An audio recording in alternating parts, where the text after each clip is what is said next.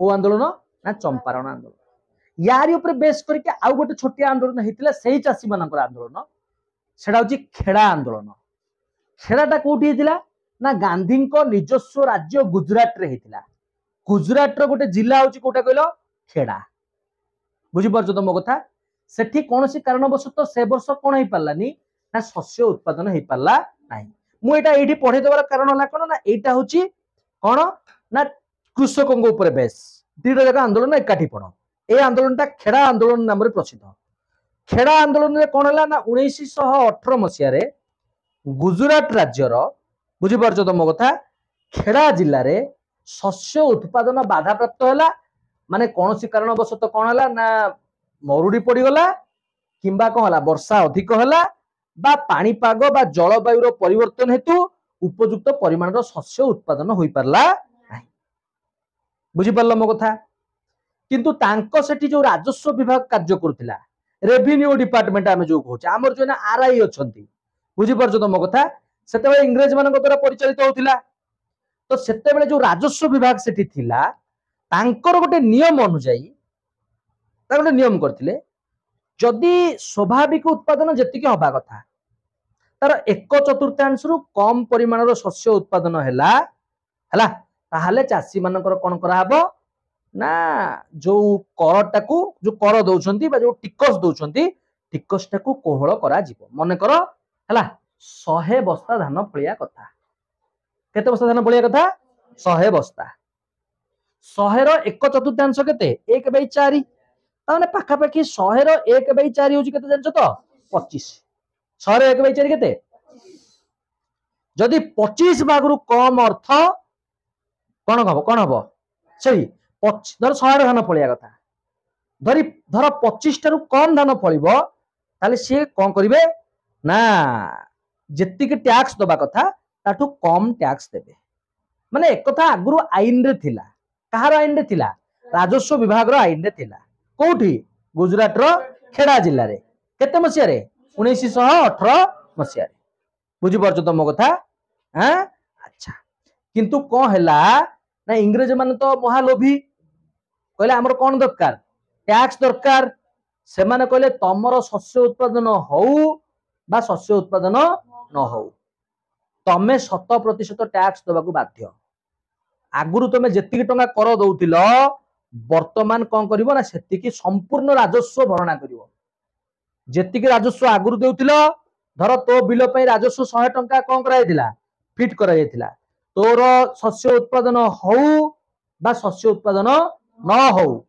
तू से 100 टंका कर दबा पई बाध्य बा संपूर्ण राजस्व देबा पई बाध्य किंतु से वर्ष देखला को कौन होइतिला शस्य उत्पादन कौन होइतिला ना बाधा प्राप्त होइतिला को वर्ष ना से वर्ष जेहेतु से वर्ष शस्य उत्पादन कौन होइतिला ना बाधा प्राप्त हेइतिला सेते लोकन पे टंका नथिला जेति टंका रहया कथा थिला कि रे नथिला लोक नथिले पूरा टंका मगा मगा गला लोकन असुविधा रे पड़ले गांधीजी आ विरुद्ध रे कौन कले ना सत्याग्रह करिमानु करिया कई चासी के एकाठी कले कहले समस्ते आस मिसिकी आमे सत्याग्रह रास्ता रे कौन करिया ना इंग्रेज मानक विरुद्ध रे आंदोलन करिया हला आई जो चासी मानक खजना देय को चासी माने प्रत्याख्यान कले चासी माने कहला आमे कोनोसी टिकस दबु नै काना गोटे लीडर आसी गला गोटे नेता आसी गला नेता कहूची टोटल ऊपर आस आमे आंदोलन करिया टंकाट दबार आवश्यकता नै नियम अछि जदि कोन हबो 1/4 कम शस्य फलिबो ताले कोनोसी ए जो माने कोन कर टिकस रे कोहळ करा जिवो तमे कोहळ करूनो 100% को 100% टिकस हमकु मागुछ हन नै 100% रु 100% टिकस हमकु कोन करछ तम माने मागुछ से कारण रु कोन करा हबो तम मानु कोनोसी टिकस दिया जिवो कहले आमे टोटल टिकस दबुनी तमरो जहा करिवार अछि कर खेड़ा चासी माने कहा माने गांधीजी बुझी पारछ तो मो कथा हला कथार अनुप्राणित होइकी इंग्रेजन को धमकटा देले बाध्य होइकी इंग्रेज सरकार देखले प्रकृति आमे नियम करचु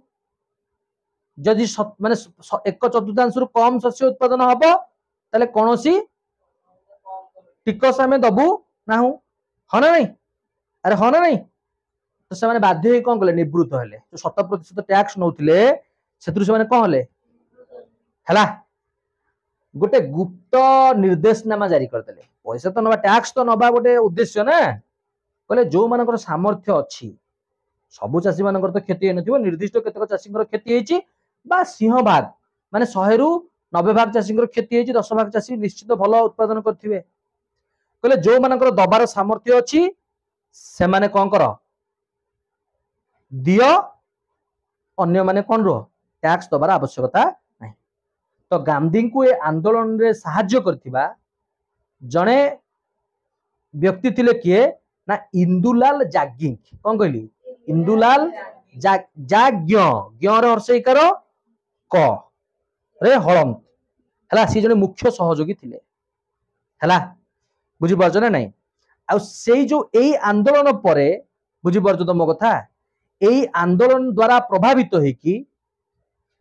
सेई गुजरात रो बुझी पारछ ना नहीं खेड़ा जिल्ला रो जने अधिवासी बा अहमदाबाद रो जने आईनजीवी मानेला उकिल सरदार वल्लभ भाई पटेल कौन करी सरदार वल्लभ भाई पटेल सी जने प्रधान अनुगामी हेले कहार प्रधान अनुगामी हेले महात्मा गांधी प्रधान अनुगामी हेले ये थिला द्वितीय आंदोलन कहार ना गांधी कोठी थिला ना गुजरात रे थिला गुजरात रो को जगह रे ना खेड़ा रे चाषी मानकर कोन असुविधा सेठी हला ना चाषी मानकर असुविधा हला से जे सेठी गोटे राजस्व विभाग रो गोटे आईन थिला कौन से कारणवश शस्य उत्पादन बाधा प्राप्त हला राजस्व विभाग रो गोटे आईन थिला जदि 1/4 रु कम शस्य उत्पादन हुए ताले टिकस रे चाषी मानकु कोहळ करा मात्र परवर्ती समय इंग्रेज माने कोन कले ना 100% टैक्स हासिल करिया चेष्टा कले एहा विरुद्ध रे गांधी खेड़र चाषी मानकु संगठित करिकि कोनोसी टिकस न दवा पय इंग्रेज मानकु धमक देले हला तो परवर्ती समय कौन है ना इंग्रेज सरकार है बाध्यतामूलक राजस्व आदाय निवृत्त रहिले जो टैक्स बा टिकस जहा राजस्व आदाय होची सेया जो लोक बाध्य करके टिकस आदाय कराउथिला सेतरु से निवृत्त होइकी रहिले गोटे गुप्त निर्देशनामा जारी करदेले जे जो मानकर सामर्थ्य अच्छी से माने केवल कौन करि परिबे ना टैक्स देई परिबे बा टिकस देई परिबे समस्त दबार आवश्यकता नहीं एई भाव में खेड़ा आंदोलन में गांधीजी को गोटे सफलता मिलता मुख्य सहयोगी किए थे ना कौन कहते मुख्य सहयोगी नाम कौन गांधीजी मुख्य इंदुलाल जागिंग बुझिपार मो कथा तापरे गांधी आंदोलन रे अनुप्राणित होइकी अहमदाबाद रो आईनजीवी खेड़ा जिले में बसवास करथिबा जने व्यक्ति हेले सरदार वल्लभ भाई पटेल जे कि गांधी जने कौन हेले ना प्रधान अनुगामी हेले ये हला खेड़ा आंदोलन।